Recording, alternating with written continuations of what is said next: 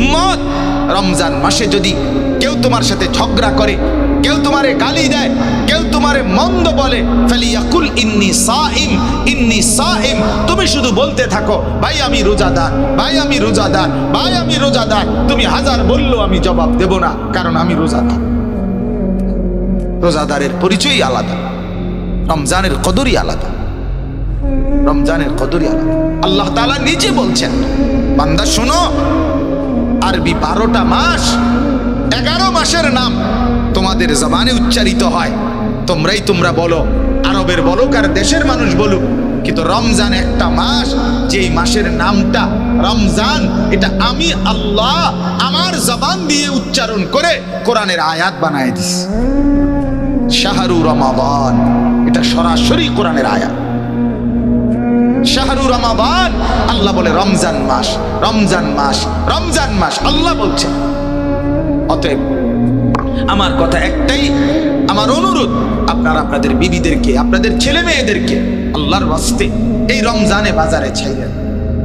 এটা আমার বাপ, আমার কলিজা বলে, আমার দিল বলে, এটা যেন আল্লাহকে চূড়ান্ত ভাবে অপমান করে, তিরস্কার করে আল্লাহকে। যে মহিলা বাজারে যায় রমজানে, মার্কেট ঘুরতেছে, লুঙ্গির জন্য, জামার জন্য, প্যান্টের জন্য, জুতার জন্য, শাড়ির জন্য, গহনার জন্য, বিশ্বাস করেন ওই মা, ওই বোন, ওই স্ত্রী আল্লাহকে তিরস্কার করে, ঠাট্টা করে। আল্লাহরে বলে, ও আপনি কইছেন রমজান মাসে রহমত দিবেন, মাগফিরাত দিবেন, নাজাত দিবেন, জাহান্নাম থেকে মুক্তি দিবেন, 70 গুণ বেশি নেকি দিবেন, নফলের ফরজ বানাই দিবেন। এটি থন আপনি আপনার কাছে রাখেন। আমার দরকার জুতা, আমার দরকার শাড়ি, আমার দরকার গহনা, আপনারটি আমার লাগবে না। এই হলো নাফরমান মহিলার বক্তব্য। আমার জুতা দরকার, যাতে ফেরেশতা আমারে হাসরের মাঠে জুতা দিয়া ফেড়ে, যাতে জুতা দিয়ে। তুই মহিলা মনে রাখিস, তোরে মালিক বললাম রব্বুল আলামিন তার ফেরেশতা দিয়ে জুতা দিয়া ফিরবে, জুতা দিয়ে, নতুন জুতা দিয়েই ফিরবে। হ্যাঁ, নতুন জুতা দিয়েই ফিরবে। তামাশা, আল্লাহর সাথে ঠাট্টা করে। রব্বুল আলামিন বলছে, বান্দা রহমত দিতে আসো, সে বলে লাগবে না। আল্লাহ বলে, বান্দা মাগফিরাত নাও, সে বলে লাগবে না। আমি জুতা কিনতে যাচ্ছি, আমি শাড়ি কিনতে যাচ্ছি, আমি গহনা কিনতে যাচ্ছি। কেন? যদি দরকারি হয় এখন কিনেন, এখন কিনেন। ঈদের নতুন কালেকশন, ঈদের নতুন কালেকশন। ওই দোকানদাররা ফ্যাশন করে দিলে, গত বছর কাম এদিক দিয়ে দিছে, এবছর এদিক দিয়ে কাপড় একটা টুকরা বাড়ায় দিছে, ওই যে এটা এবার নতুন আসছে। এই ছাগলামি ছাড়া আর কি? কথা বলেন না কেন? আপনার জুতার মধ্যে হয়তো আলগা একটা ফিতা লাগাই দিছে, ওই যে এটা এবার নতুন আইছে, বেকুব ছুটছে নতুনটা লেগে। নাইলে এটা কি মনে করেন, গত বছর জুতা পায়ে ফিনতো, এবছর নতুন আসছে জুতা মাথাত ফিনতে, তাইলে না এটা সম্পূর্ণ ভিন্নতা হইতো। লেটেস্ট আসছে, এটা নতুন আসছে, এবারের জুতা মাথাত ফিনতে, তাইলে না একটা দারুণ হইল। হইলে গত বছর জুতা তো পায়ে ফিনছে, এবছরের জুতা তো কোথায় ফিনতে? তো নতুন এলো কি? নতুন কি আসছে বলে? এই জন্য এটাকে ঠাট্টা মনে করবেন না, বরং দয়া করে মাহে রমজানকে কদর করে নিজেদের মা, বোন, স্ত্রী, কন্যা, ছেলে মেয়েদেরকে এই বাজার, এই দোকানদার, এই ফালতু কেনাকাটার পিছনে আল্লাহর দেওয়া এত বড় নিয়ামতকে প্রত্যাখ্যান করবেন না। যে যা জিজ্ঞেস করে সব কিছু রমজান এ কথার লগে মিলাইয়া বলি। আজকে অনেক কিছুদিন ধরে মাহফিল, ভাই রমজানের আগে আর সম্ভব না, রমজানের সময় ডেট নেবেন, রমজানের পর থেকে আবার ডেট চাইবেন, ভাই আবার রমজানের আগে আমি আবার উমরায় চলে যাব, রমজানের সময় আমি আবার এতেকাফে বসব। মানে সব কথার মধ্যেই রমজান, সব কিছু মিলাইতেছি যে এটা এদিকে, ওইটা ওইদিকে, এটা এমনে, ওইটা এমনে।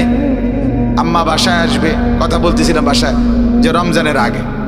তো আমার বড় বোন বলতেছে, তুই বাসায় ভাই উমরা যাওয়ার আগে, আমি রমজানের আগে পারতাম না। মানে সব কথাই কি নিয়া রমজান, রমজানই মূল ফিকির। এই মাহে রমজান কবে আসবে, রমজান আমি কখন পাবো রমজান। রাসূলুল্লাহ সাল্লাল্লাহু আলাইহি ওয়াসাল্লাম লাগাতার 2 মাস আল্লাহ তাআলার কাছে দোয়া করতে, মাওলা রমজান তো চলে আসছে, আর মাত্র 2 মাস, আমাকে ওই পর্যন্ত পৌঁছায় দেন। আল্লাহুম্মা বারিক লানা ফি রাজাবা ওয়া শাবান ওয়া বাল্লিগনা রমাদান। আল্লাহর কাছে নবী সাল্লাল্লাহু আলাইহি ওয়াসাল্লাম টানা 2 মাস এই দোয়া করতেন, আল্লাহ রজব এবং শাবান এই 2 মাসে বরকত দেন, রমজান পর্যন্ত পৌঁছিয়ে দেন। কি বরকত দেন? সব দিকের বরকত। এক ইমানদারের জন্য সব দিকের বরকত দরকার। হায়াতে বরকত দেন যাতে রমজান পেতে পারে, সুস্থতার বরকত দেন যাতে সুস্থ থেকে ইবাদত করতে পারে, হ্যাঁ, পেরেশানি থেকে বিরত থাকবার এর মধ্যে বরকত দেন যাতে করে এক মনে আপনারা ইবাদত করতে পারে। রমজান তো আছে কিন্তু আমি বেঁচে নাই, তাহলে তো হইল না। আমি বেঁচে তো আছি, রমজানও আসছে কিন্তু অসুস্থ, বন্দিগি করতে পারলাম না, তাইলেও তো হইল না। সুস্থও আছি কিন্তু পারিবারিক অনেক পেরেশানি, বিভিন্ন মুখী যন্ত্রণা, যার কারণেও নীরবে ইবাদত করতে পারলাম না, তো এটাও তো মুসিবত। এই জন্য হার কিসিমের বরকত আল্লাহ যতভাবে হইলে আমি আপনার বন্দিগিটা নিরাপদে করতে পারবো, ইবাদত নিরাপদে করতে পারবো, সেইটা আপনার কাছে চাচ্ছি।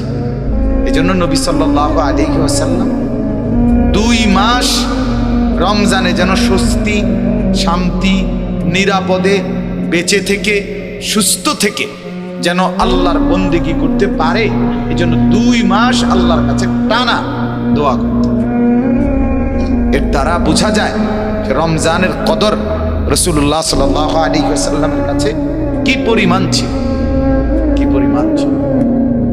এই এক দোয়া থেকেই আন্দাজ করা যায় যে 2 মাস তিনি আল্লাহর কাছে বরকত চাইতেন। আল্লাহ হার লাইনে বরকত।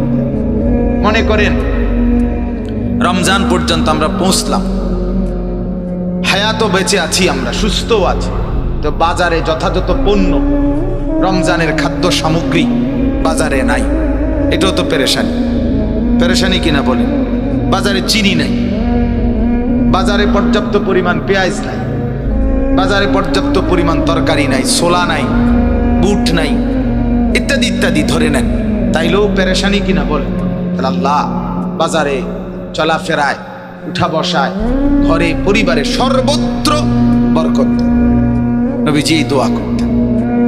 আমি তো সুস্থ আছি কিন্তু আমার স্ত্রী অসুস্থ রমজান, তাইলেও তো পেরেশান।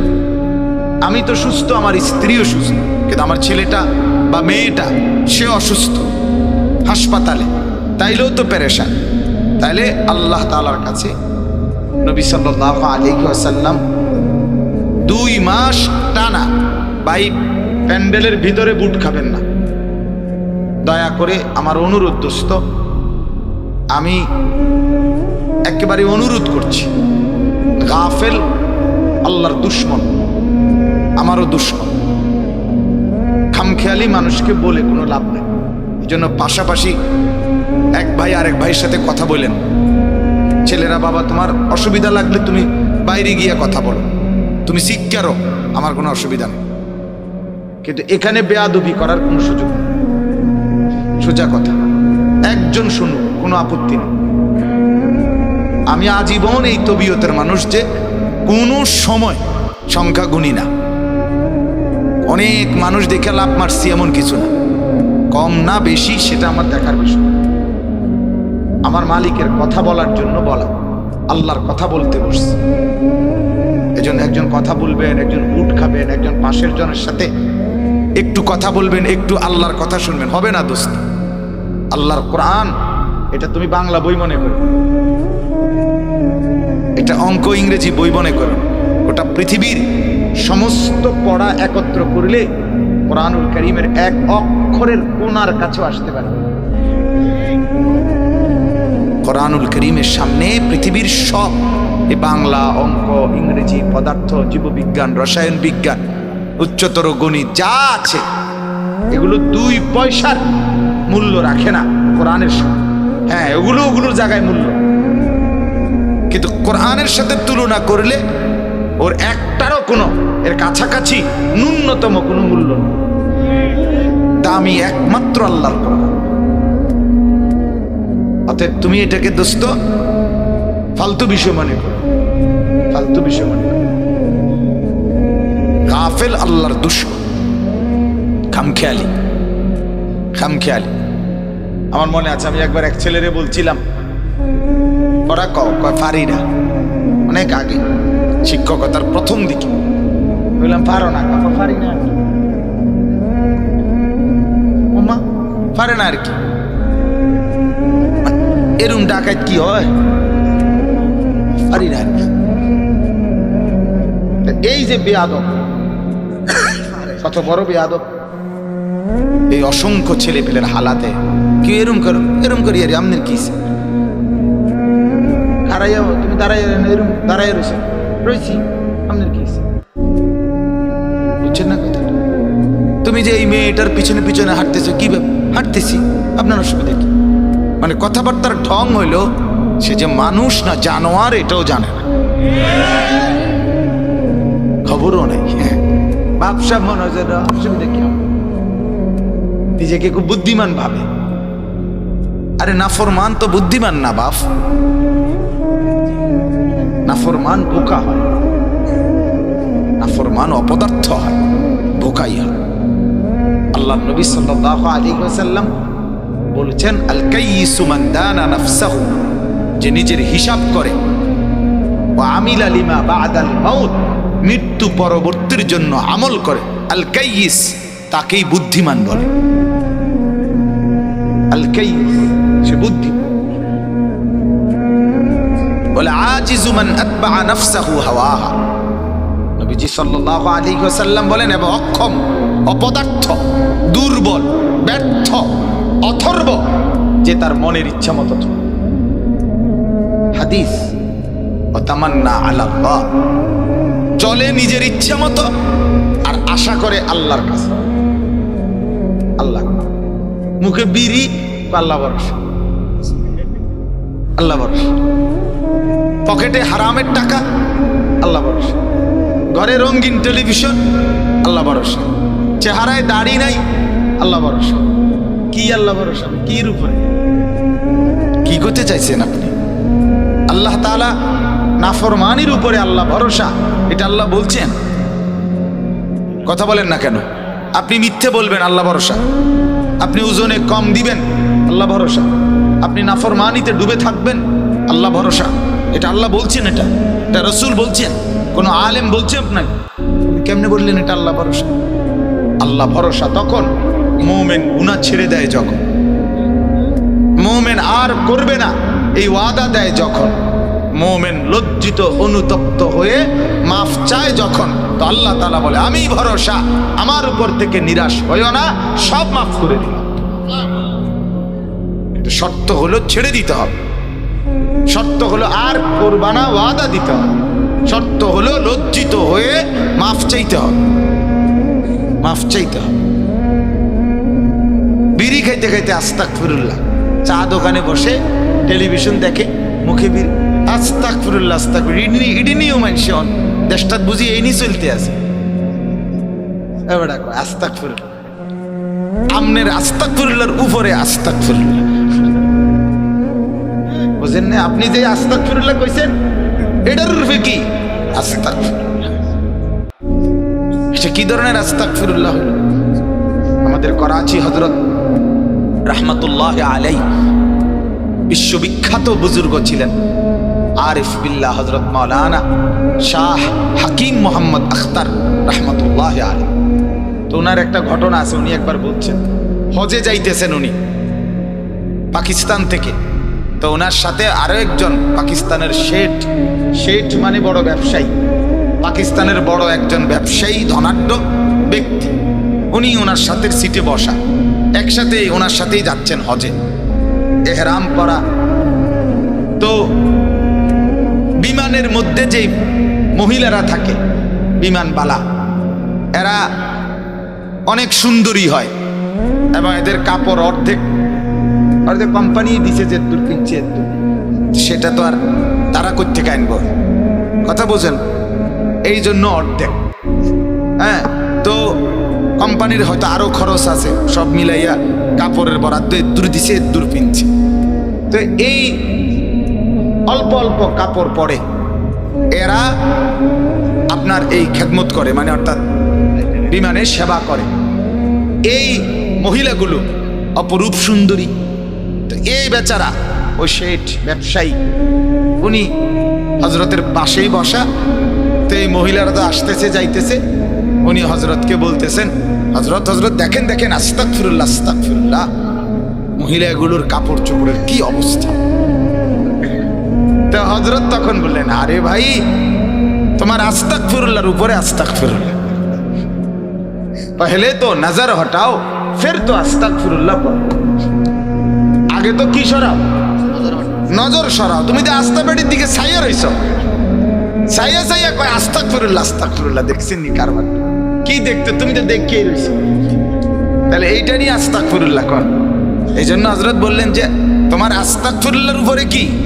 আস্তাগফিরুল্লাহ পেহলে তো নজর হটাও, আগে তো চেহারা সরাও, আগে মহিলার থেকে নজর নামাও, ফের পড়ো আস্তাগফিরুল্লাহ, এরপরে পড়ো তুমি কি আস্তাগফিরুল্লাহ, তাইলে না।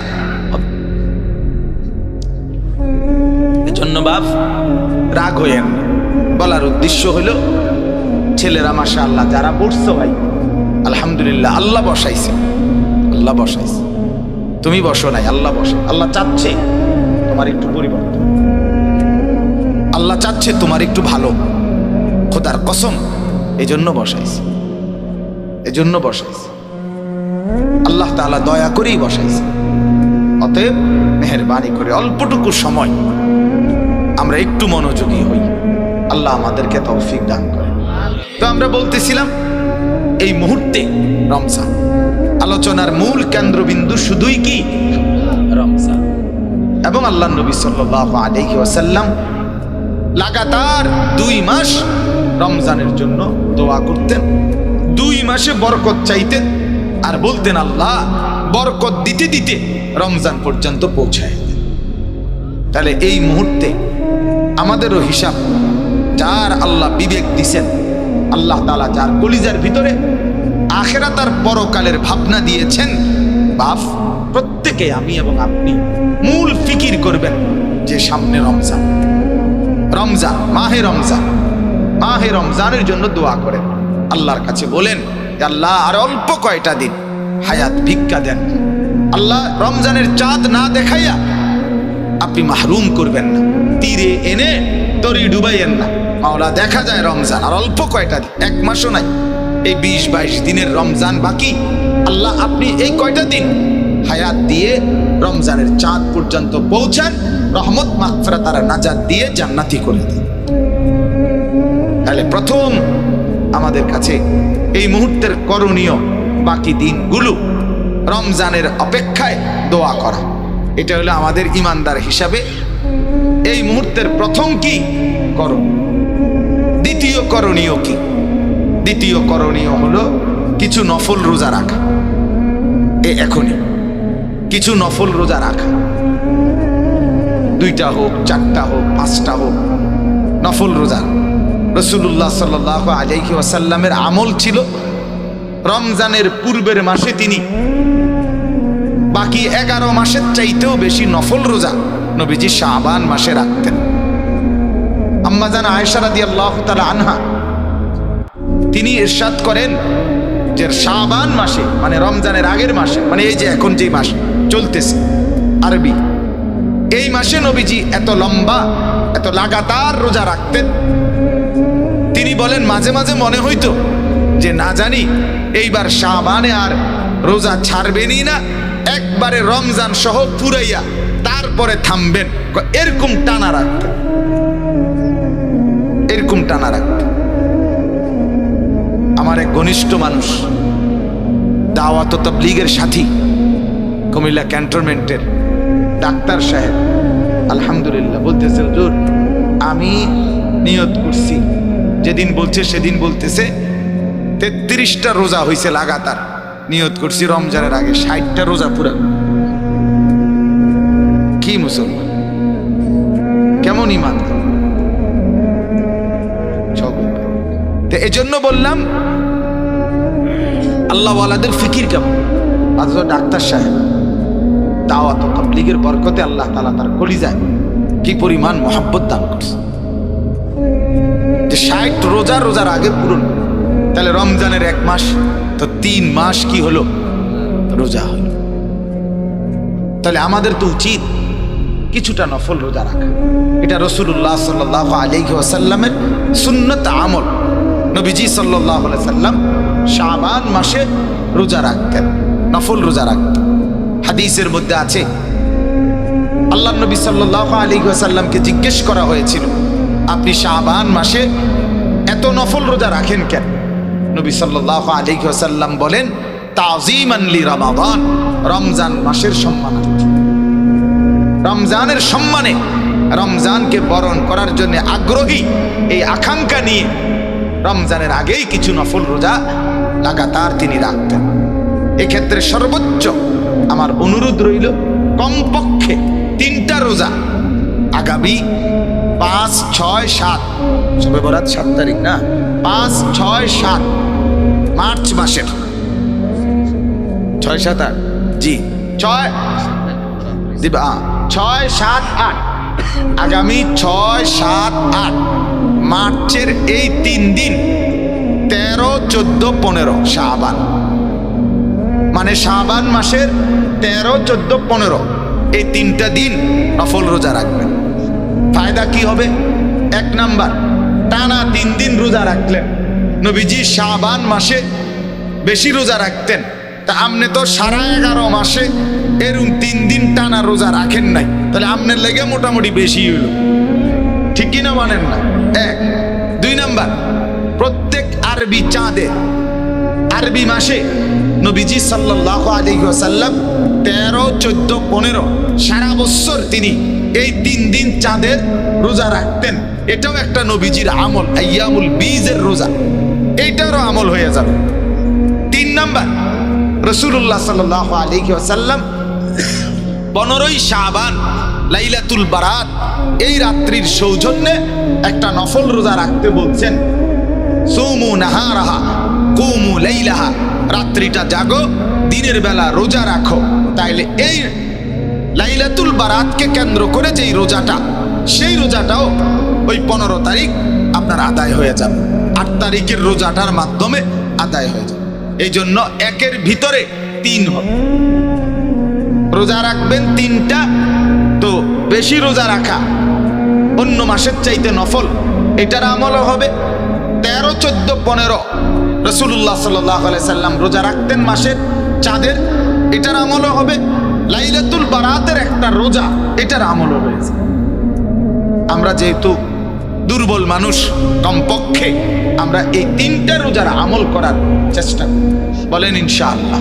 মা বোনদেরকে বলবেন, মারা বোনেরা ওনাদেরকেও বলবেন, ওনারাও এই রোজাগুলো রাখবার জন্য আগ্রহী। মহিলারা এমনিতেও নফল রোজা রাখতে আগ্রহী, মহিলারা রাখে আলহামদুলিল্লাহ। তো তাদেরকে মনে করাই দিবেন যে 6, 7, 8 মার্চের এই 3 দিন যেন রোজা রাখে। অর্থাৎ আগামী শনিবার হইল 4 তারিখ, তাইলে 5 তারিখ হলো রবিবার, 6 এই সোম মঙ্গল বুধ, সোজা হিসাব আগামী সোম মঙ্গল বুধ, এই 3 দিন আপনারা রোজা রাখার চেষ্টা করবেন। রমজানের সম্মানও হবে, বেশি রোজা রাখাও হবে, আইয়ামুল বীজের রোজাও হবে, লাইলাতুল বারাতের রোজাও কি হয়ে যাবে, আদায় হয়ে যাবে। আল্লাহ তাআলা তৌফিক দান। এবার আসেন 3 নাম্বার করণীয় হলো, রমজান মাস যখনই আসবে তো আল্লাহ তাআলার ইবাদতের মধ্যে লেগে যাবে। দেখেন, আমি আপনাদেরকে একটা ছোট্ট কথা বুঝাই, দেরি করব না আমি ইনশাআল্লাহ। কোরআনুল কারীমের মধ্যে আছে, আপনারা যারাই শুনতেছেন একটু মনোযোগ দেন। কোরআনুল কারীমের মধ্যে আল্লাহ তাআলা বলেন, আপনারাও শুনছেন এই কথা হাজারো বার, যে আল্লাহ তাআলা আমাদেরকে বলছেন, ওয়ামা খালাকতুল জিন্না ওয়াল ইনসা ইল্লা লিয়াবুদুন, যে আল্লাহ তাআলা বলেন, আমি মানুষকে বানিয়েছি, জিন বানিয়েছি শুধুই কেবল আমার ইবাদত করার জন্য। কি করার জন্য বলে? আল্লাহ তাআলা বলেন, গোটা পৃথিবী বান্দা তোমার জন্য বানিয়েছি, শুধু তোমাকে আমি আল্লাহ আমার জন্য বানিয়েছি।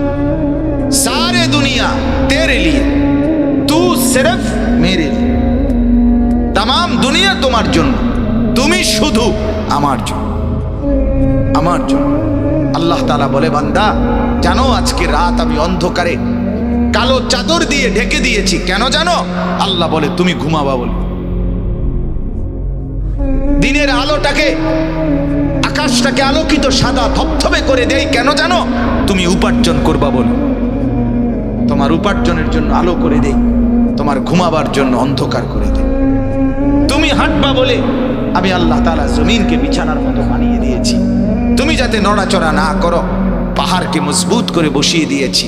সূর্য তোমার জন্য, চন্দ্র তোমার জন্য, চাঁদ তোমার জন্য, গ্রহ নক্ষত্র, আলো বাতাস, রোদ বৃষ্টি, আগুন পানি, মাটি ক্ষেত, ফসল ফল, মূল খাদ্য খাবার, আয় উপার্জন, বিবি বাচ্চা সন্তানাদি, হাসি কান্না আনন্দ বেদনা, রব্বুল আলামিন বলেন কদম কদম নিঃশ্বাস তোমার জন্য, তোমার জন্য, সব তোমার জন্য।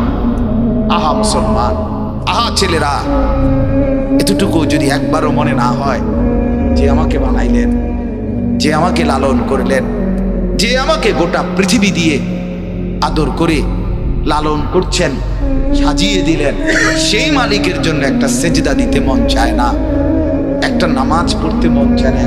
আহারে মুসলমানের ছেলে, তুমি মানুষের বাচ্চা কেমনে বাপ? তুমি মানুষ কেমন? আল্লাহ তাআলা তো বলেন আমি মানুষকে বানিয়েছি ইবাদতের জন্য। তাহলে বোঝা গেল যেই মানুষটার মধ্যে ইবাদত নাই সে মানুষ কেন? না না, কেন মানুষ হবে সে মানুষ হবে কেন বেটা?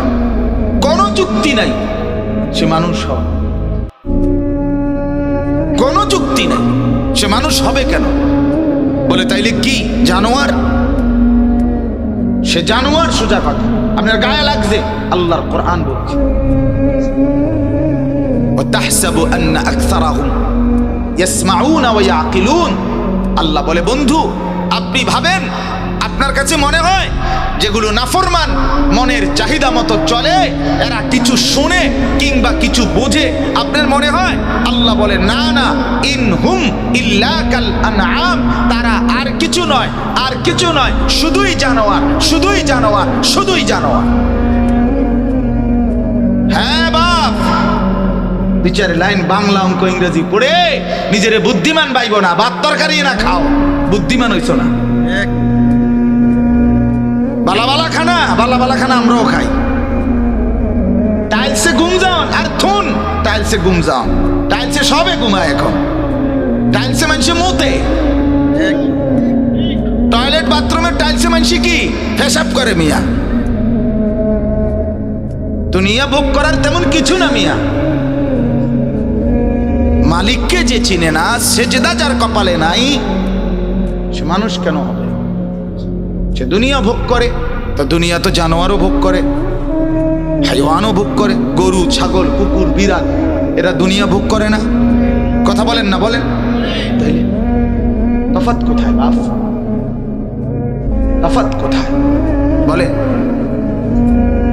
এজন্য সোজা কথা, ভাবতে শিখেন, বুঝতে শিখেন। নিজের ছেলের দিকে নজর দেন, মানুষ মনে হয়নি।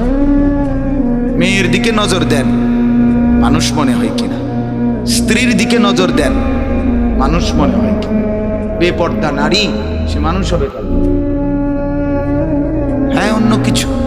দুনিয়া উপভোগকারী এক প্রাণী, দুনিয়া ভোগ করেছে, এতটুকু ঠিকই আছে।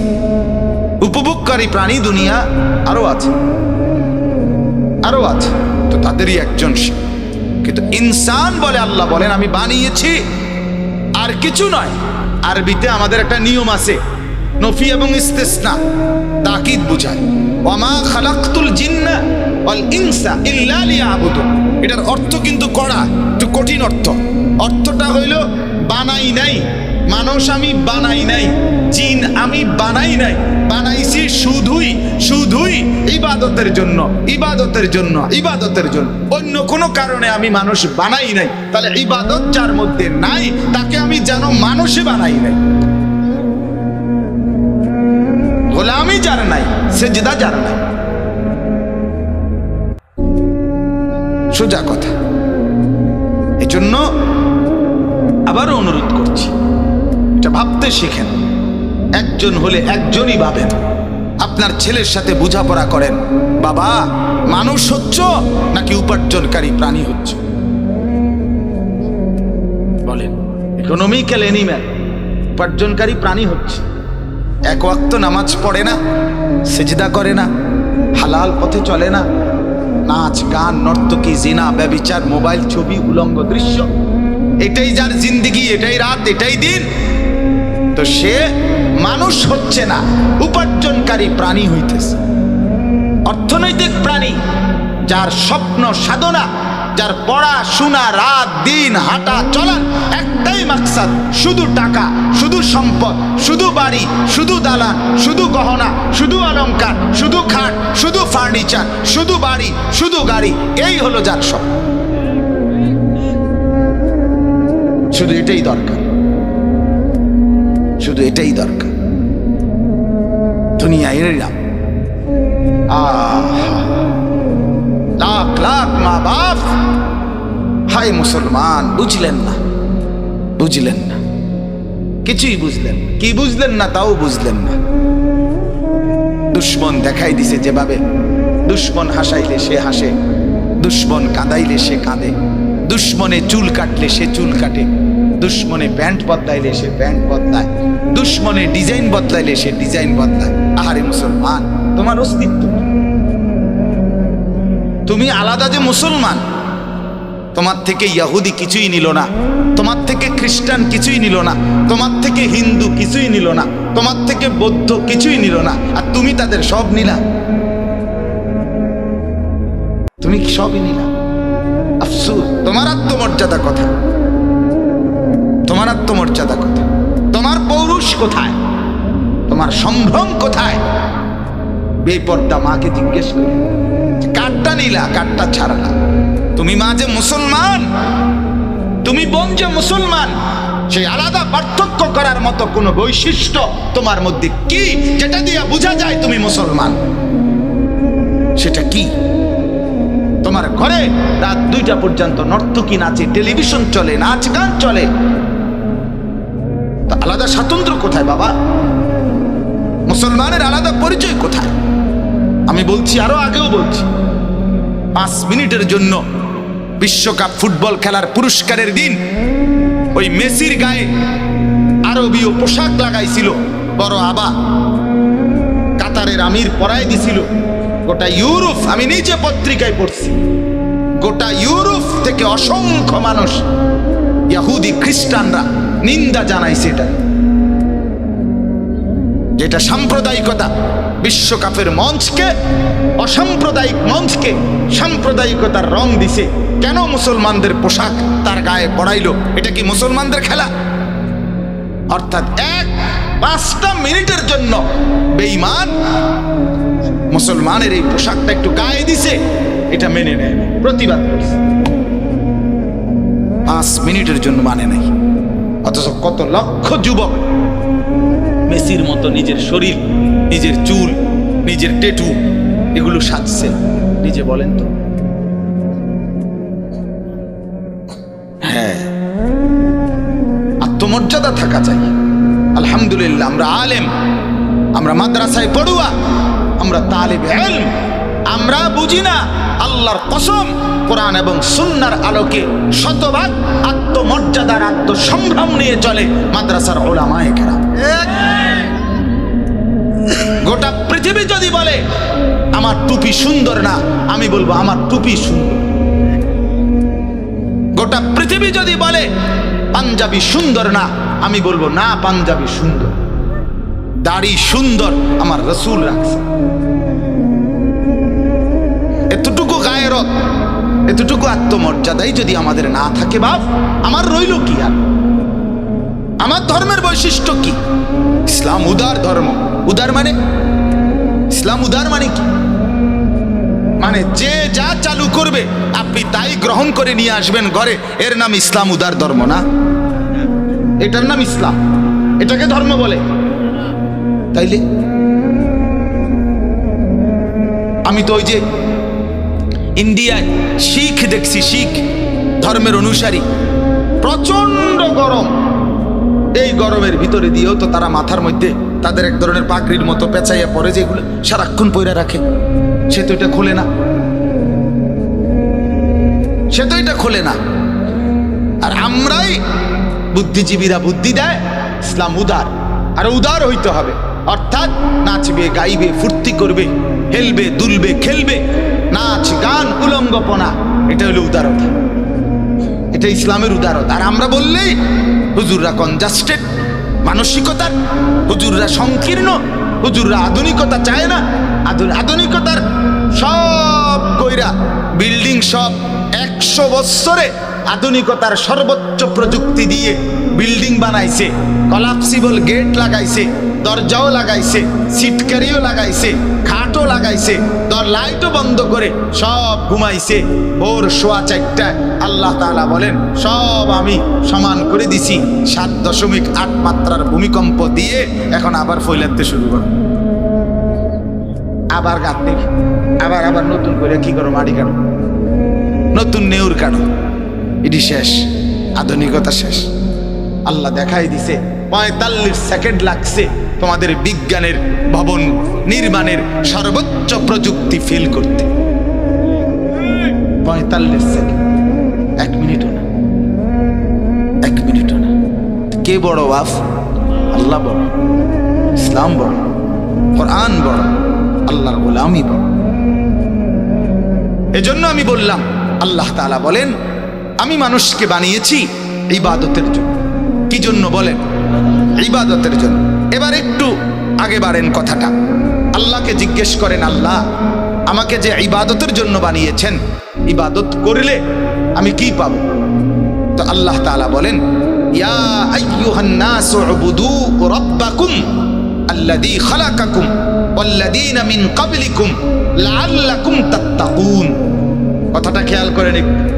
আল্লাহ বলেন হে মানুষ, সূরা বাকারার মধ্যে আছে, হে মানুষ লোক সকল, তোমরা সকলেই তোমাদের রব লালনকারী পালনকারী আল্লাহ তার ইবাদত করো। কি করো? বলেন না, বলেন কি করো? আল্লাযী খালাকাকুম, যিনি তোমাদেরকে সৃষ্টি করেছেন, আল্লাযীনা মিন ক্বাবলিকুম, যিনি তোমাদের পূর্ববর্তীদেরকেও সৃষ্টি করেছেন, তোমরা সেই রবের ইবাদত করো। কেন? আল্লাহ বলেন এজন্য লাআল্লাকুম তাত্তাকুন, যেন তোমরা হতে পারো মুত্তাকি, মুত্তাকি, মুত্তাকি। তাইলে আমাকে আল্লাহ বানিয়েছেন ইবাদতের জন্য। আমি যদি করি ইবাদত, আমার অর্জন হবে তাকওয়া। কি অর্জন হবে? বলেন না, কি অর্জন হবে? আমি হব মুত্তাকি। ইবাদতের বদৌলতে আমি কি হব বলেন? মুত্তাকি। এবার আপনি এরপরের প্রশ্ন করেন যে আল্লাহ মুত্তাকি হলে আমার কি হবে, আমি কি পাবো? রব্বুল আলামিন বলেন আমার পুরা জান্নাত তুমি পাবে। ওয়াসিকাল্লাযীনা ইত্তাকাউ রাব্বাহুম ইলাল জান্নাতি যুমারা। রব্বুল আলামিন বলেন যারা আমার মুত্তাকি বান্দা হয়েছে, আমি রব্বুল আলামিন তাদের পুরস্কার ঘোষণা করছি। হাসরের ময়দানে আমার মুত্তাকি বান্দা যখন দাঁড়াবে, আমার কোটি কোটি ফেরেশতারা পুরা হাসরের মাঠ থেকে আমার মুত্তাকি বান্দাদেরকে খুঁজে খুঁজে বের করে সর্বোচ্চ সম্মান দিয়ে জান্নাতের কাছে নিয়ে যাবে। সুবহানাল্লাহ। দলে দলে দলে দলে জুমারা, দলে দলে। এই যে আপনি উঠেন, আরে আরে আপনি এখানে এদিকে আসেন, এই আপনি এদিকে আসেন, আপনি ওঠেন। না না এখানে না, হাসরের মাঠে, হাসরের মাঠে ফেরেশতা ডাকবে, আরে আরে ইন্না লিল্লাহ, আপনি এখানে দাঁড়ায় কেন? এদিকে আসেন, আপনি এদিকে আসেন, আসেন আসেন। পুরা মাঠ ঘুরে এভাবে ফেরেশতারা খুঁজে খুঁজে আল্লাহর বান্দাদেরকে আলাদা করবে। এরপরে সবাই মিলে সম্বর্ধনা জানিয়ে এই মুত্তাকিদেরকে জান্নাতের দিকে নিয়ে যাবে। হাত্তা ইদা জাউহা, এরপরে ফেরেশতারা যখন তাদেরকে নিয়ে আসবে, জান্নাতের সামনে এসে পৌঁছবে, রব্বুল আলামিন বলেন ওয়াফুতিহাত আবওয়াবুহা, আমার মুত্তাকি বান্দাদের সম্মানার্থে জান্নাতের সব দরজা একত্রে খুলে যাবে। ওয়াকালা লাহুম খাজানাতুহা সালামুন আলাইকুম। বাহ, খুলেই জান্নাতের ফেরেশতারা এক যুগে সবাই জান্নাতীদেরকে, মুত্তাকি বান্দাদেরকে দেখেই বলবে সালামুন আলাইকুম, আপনাদের উপরে আল্লাহর পক্ষ থেকে শান্তি বর্ষিত হোক, আসসালামু আলাইকুম ওয়া রাহমাতুল্লাহ। সালাম তাইবাতুম, বলবে আপনারা ভালো ছিলেন, ভালোই থাকবেন। ফাদখুলুহা খালিদিন, আসেন ভেতরে চিরস্থায়ী বসবাসের জন্য এই জান্নাতে ঢোকেন। ওয়াকালু আলহামদুলিল্লাহিল্লাযী সাদাকানা ওয়াদাহু, মুত্তাকি বান্দা জান্নাতে ঢুকে বলবে আল্লাহ আপনার ওয়াদা আপনি সত্যে পরিণত করলেন, আপনার প্রশংসা। ওয়া আওরাসানাল আরদ, এই জান্নাতের জমিন আমাদেরকে উত্তরাধিকার বানিয়ে দিলেন, আপনার প্রশংসা। নাতাবাওয়াউ মিনাল জান্নাতি হাইসু নাশা, পুরা জান্নাতের যেখানে ইচ্ছা আমরা ঘুরতে পারবো এই তৌফিক দিলেন, আপনার প্রশংসা। আল্লাহ বলেন ফানি'মা আজরুল আমিলিন, দেখো দেখো বান্দা, আমলকারী বান্দাদের বিনিময় পুরস্কার কতই না সুন্দর।